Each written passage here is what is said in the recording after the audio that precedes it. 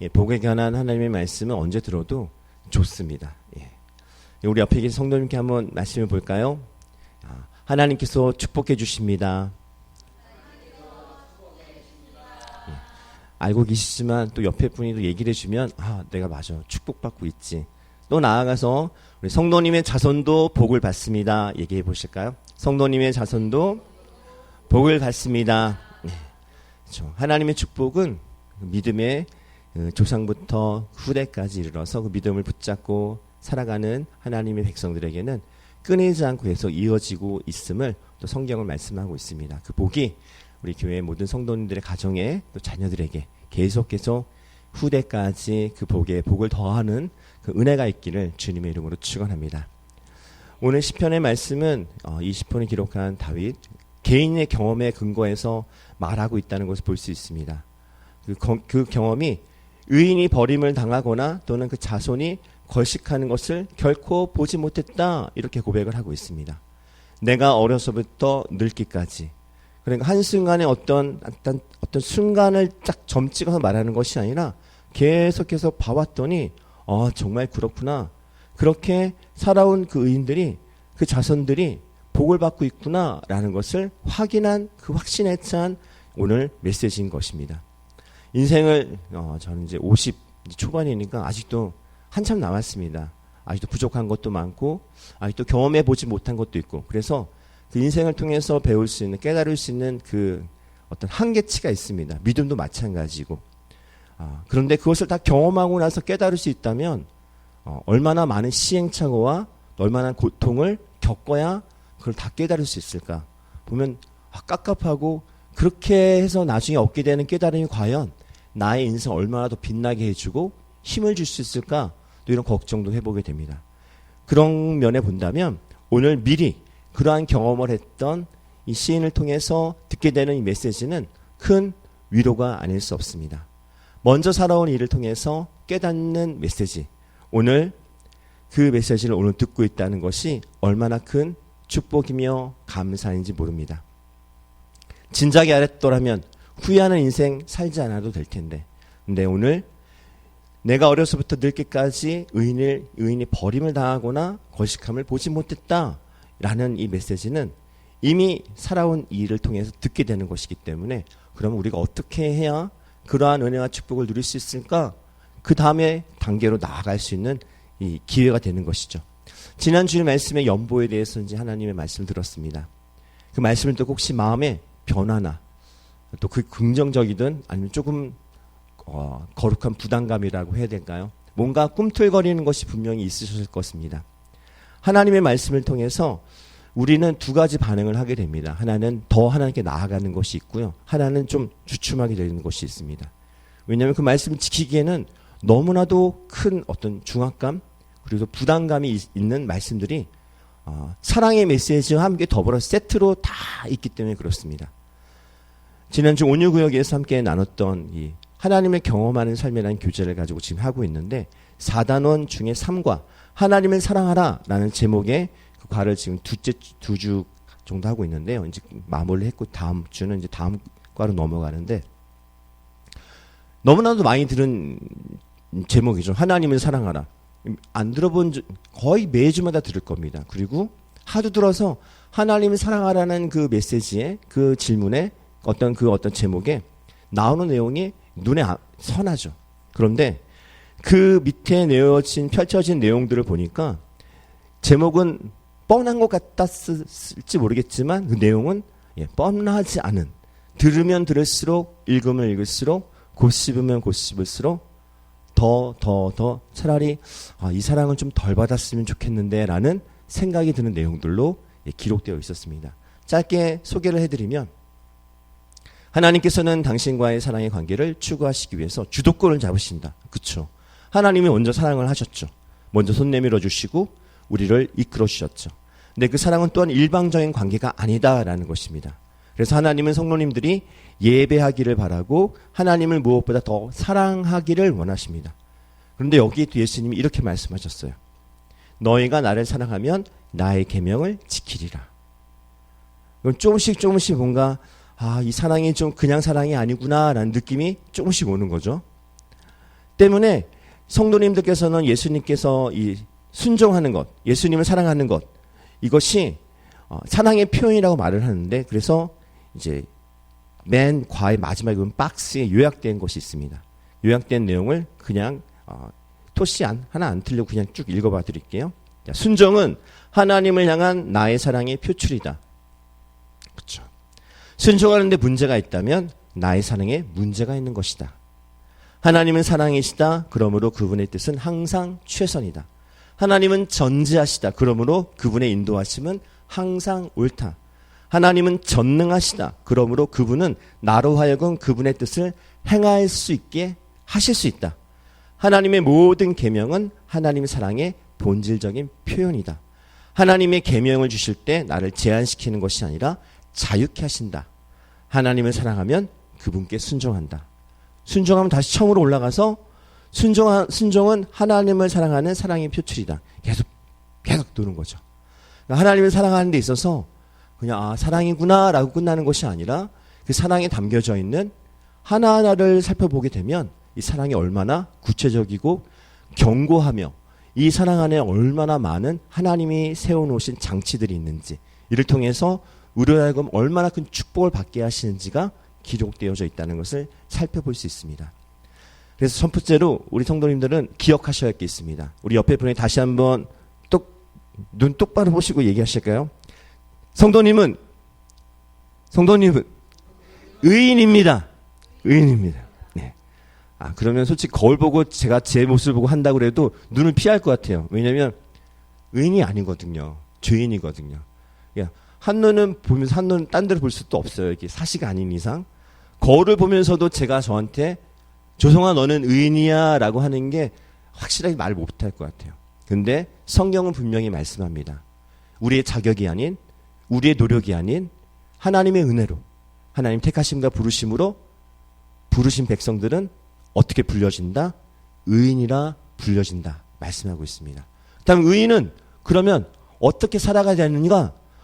나의 노력으로도 아닌 하나님이 주신 거룩한 옷을 입은 자들은 의인이라고 성경은 말씀하고 있는데, 그 의인의 자손들은 걸식함이 없고 버림받지 않는다 말씀하고 있는 것입니다.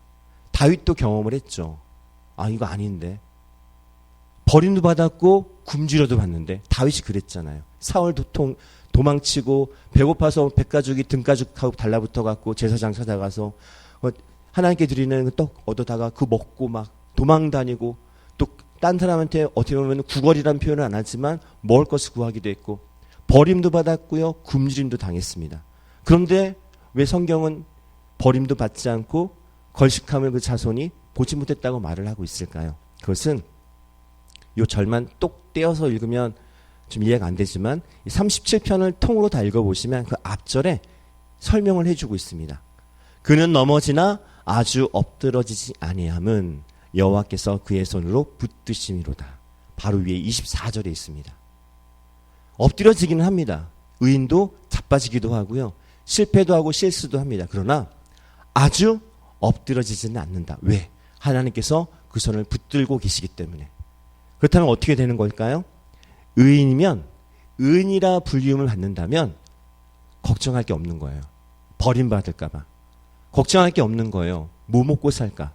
걱정하지 않는 거예요. 우리 믿음은 먼저 그의 나라와 의를 구하는 것. 무엇을 먹을까? 무엇을 입을까? 무엇을 마실까? 걱정하지 않는 것. 그리고 하나님께 버림받을까 걱정하지 않고 뭘 해야 될까요? 그 다음에? 그렇다면 그 다음으로 나아가야겠죠. 이제는 나의 것을, 오늘 26절 말씀 같이 한번 읽어볼까요? 시작. 그는 종일토록 은혜를 베풀고 구워주니 그의 자손이 복을 받는도다. 아멘. 성도는 의인입니다. 나는 의인이고 옆에 계신 성도님도 의인이십니다. 그렇다면 그 의인은 버림받지도 않고 굶주리지도 않습니다. 왜? 하나님께서 붙잡아 주시니까. 넘어지긴 하지만 아주 엎드러지진 않습니다. 왜? 하나님께서 붙들어 주시니까. 그렇다면 그 의인은 무엇을 해야 되는가? 종일토록 은혜를 베풀고 구워주는 자가 되어야 된다는 것입니다. 성도의 베품, 그 나눔은 어떻게 되는가 하면 그 자손에게 복이 되어서 돌아온다는 것입니다. 자식이 복을 받는다면 우리 부모님 뭐라도 하시죠. 못할 게 없을 겁니다. 아마 자식을 위해서라면. 그것도 하나님이 주시는 그 복이라면 더욱더 그 복을 사모하며 붙잡게 될 줄로 믿습니다. 이 은혜가 누구에게 주어졌는가? 우리 성도들에게 하나님께 주신 축복의 메시지인 것을 확실하게 믿으셔야겠습니다. 그렇다면 믿는 사람들은 그럼 다 이렇게 베풀고 나눠주는데 너그럽고 다 열려있는가? 근데 살짝만 생각을 해봐도 실은 많은 크리스찬들이 있지만 그리고 교회 밖에도 많은 도움의 손길이 있고 요즘에 채널만 틀어도 뭐 기아대책기구라든가 뭐 굿네이버스나 등등등 하여튼 뭔가 도움이 필요한 그런 단체들이 너무 많습니다. 뭐 국제의사협회도 있고요. 여러 가지 뭐 전쟁 당한 우크라이나를 도와주자는 어떤 하여튼 다양합니다. 근데 그런 곳에 그러면 이렇게 하나님으로부터 부름을 받아서 의인이라 칭함을 받는 이 하나님의 백성들이 당연히 그곳에 많은 기부도 하고 도울 수도 있겠지만 실상은 근데 많이 그렇지 못하고 있다는 현실을 나를 돌아보더라도 알 수 있습니다. 솔직히 저도 누군가를 선뜻 돕는 게 쉽지가 않습니다. 교회에 헌금을 하거나 11조를 내거나 감사 헌금을 내거나 또는 어떤 작정 헌금을 낸다든가 아니 어떤 기쁜 일이 있고 축하할 일이 있고 감사한 일이 있어서 그거에 대한 하나님께 드리는 예물은 드릴지라도 그 외에 누군가 개인에게 또 다른 어떤 단체에게 기부하거나 후원하는 것은 솔직히 많은 더 큰 어떤 노력이라고 해야 될까요? 결단이 필요한 것이죠. 그럼에도 불구하고 그렇게 해가는 그 손길과 그 행위가 어떻게 된다? 하나님 앞에 그 자손에게까지 축복이 되어지는 행위로 보여진다라는 것입니다. 그 모든 걸 통해서 하나님께서 영광을 받으신다면 이 다윗은 악인들의 자손이 복되다 말하지 않고 항상 베풀기를 힘쓰는 의인들, 그래서 자기에게는 남는 것이 없고 자손들에게 물려줄 것이 없어 보이는 그 의인들의 자손들이 복을 받는다 말하고 있습니다. 이것은 성경의 말씀이고 진리인 줄 믿습니다. 우리 성도님들께서 나의 것을 누군가에게 나눠줄 수 있는 그 마음이 믿음 가운데 생기고 그것을 통해서 하나님의 기쁨이 되어지고 또 이것을 통해서 또한 나 또한 감사함과 더불어 나의 자손까지 그러한 은혜와 축복을 받을 수 있다면 이를 안 하는 부모가 어디 있을까요? 그 무엇이라도 할 수 있는 부모고 그 어떠한 것이라도 자손을 위해서 행하는 부모라면 가장 확실하고 그리고 그 누구도 의심치 아니하는 하나님의 말씀으로 약속을 하신 거라면 이것을 지키는 것 너무나도 중요하다 할 수 있습니다. 우리 유명한 연예인들 있죠. 그리고 정치인들도 있고 또 많은 이들이 있습니다. 그들이 인기도 많고요. 또 재물도 많습니다. 뭐 수입도 많고요. 근데 그들이 가진 돈이 많고 가진 인기가 많아도 그러나 그 모두가 존경받을 사람인가? 그렇지는 않습니다. 연말이 되면 그들은 또 연말에 후원도 하고 기부도 하죠. 근데 그렇게 하는 행위를 통해서 그들이 또 존경을 받게 되느냐? 그렇지도 않습니다. 늘 항상 기부하며 후원하며 누군가 남을 돕기에 열심인 어떤 몇몇 그러한 특정한 이들이 사람들의 기억에 남고 그들의 행위가 그들의 말에 영향력이 실리는 거죠. 잘 아는 연예인 중에 션이라는 배우가 있잖아요. 아마 마라톤을 그렇게 달리기를 많이 한 사람이 있을까 싶을 정도로 달리는 목적은 기부를 받기 위해서 그가 뛰기만 하면 기부금이 넘쳐납니다. 근데 그가 처음부터 그랬을까요? 그렇지 않습니다. 근데 그 행위가 지속적이고 한결같고 그의 마음이 변함이 없고 순수하고 순전한 그 모습을 보고서 많은 이들이 그 일을 통해서 또 다른 자를 돕는데 아낌없이 주머니를 열고 있다는 것입니다. 우리 교회에도 또 우리 교회의 성도님들도 그와 같이 어떤 한 사람이 또한 모두가 그러면 더 좋겠지만 누군가를 돕기로 하고 누군가를 위해서 함께 힘을 모으자 했을 때 말할 수 있는 목소리가 또 함께 할 수 있는 그러한 사랑의 응축된 에너지가 있다면 얼마나 큰 하나님께서 큰 일들을 또 다른 일을 통해서 하나님이 일을 행하시고 또 그 일을 통해 우리가 도전을 받게 될까? 그것을 기대할 수 있는 우리 모든 성도가 되시기를 바랍니다. 산에 보면 나무들이 많이 있습니다. 제가 담임 목사님께 말씀드렸는데 또 새로운 걸 또 공부하고 있습니다. 말씀을 공부해야 되는데 자꾸 딴 것만 공부해갖고 조경을 배우고 있습니다. 조경. 예, 조경 기능사 지금 필기 합격했고요. 이제 실기 보려고 하는데 배우면 배울수록 이 길은 아니다 싶습니다. 도면을 그리는데 머릿속에 정말 나무가 이렇게 많은지 나무 종류 120가지를 외워야 되고요. 이전엔 나무는 그냥 초록색은 녹색은 잎사귀고 누렇게 뜨면 이제 낙엽이 되고 다 떨어지면 나무고 이거밖에 없었는데 이름 하나하나 열매를 보고 꽃을 보고 맞춰야 되는데 머릿속에 뭐 나무가 막 자라나고 있는 것 같습니다. 근데 후진국에 가면 산에 나무가 없습니다. 있는 거 다 뽑아다가 잘라다가 땔감으로 쓰니까 그렇죠. 특히 북한 민둥산 저도 그 보고서 이게 산인가 싶었습니다. 동산인가 싶었는데 산이었는데 나무를 다 뽑아내갖고 산에 그냥 정말 민자인 산들이 수두룩한 것입니다. 후손을 생각하지 않고 내가 지금 당장 죽을 수밖에 없으니 있는 거 다 뽑아다가 쓰는 거죠. 후진국은 그렇지만 선진국은 나무를 키웁니다. 10년, 20년, 30년, 40년. 더 크게 아름드리 나무를 키워서 이걸 통해서 그 후손들이 그 혜택을 누릴 수 있도록 철저하게 계획적으로 관리를 하는 것이죠. 하다못해 이 자연도 나라도 선진국도 이렇게 계획을 하고 나아간다면 하나님의 축복은 어떠할까요? 이보다 더 값지고 귀한 그 축복을 위해서 우리 먼저 믿음의 선배 되시고 조상 되시고 먼저 은혜 받으신 우리 부모인 우리 성도님들은 어떻게 해야 될까요?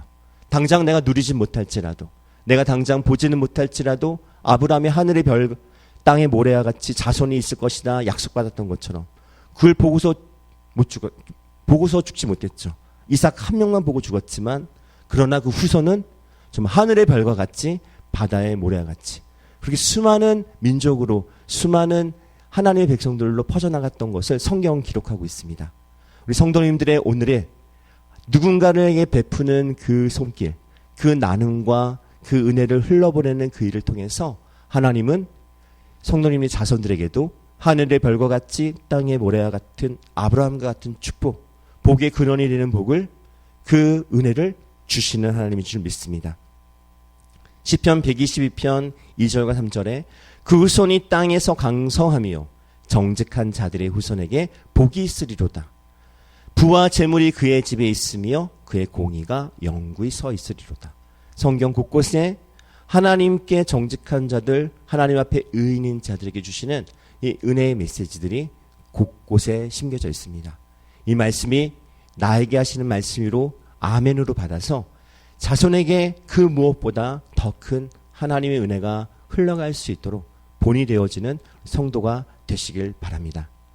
그다음 좀 더 구체적으로 그 행위가 어떻게 영향을 끼치는가 이건 하도 많이 얘기를 들어서 아실 수밖에 없지만 자식은 부모의 얼굴이다라고 얘기하죠. 부모는 자식의 또 거울이라고 얘기도 합니다.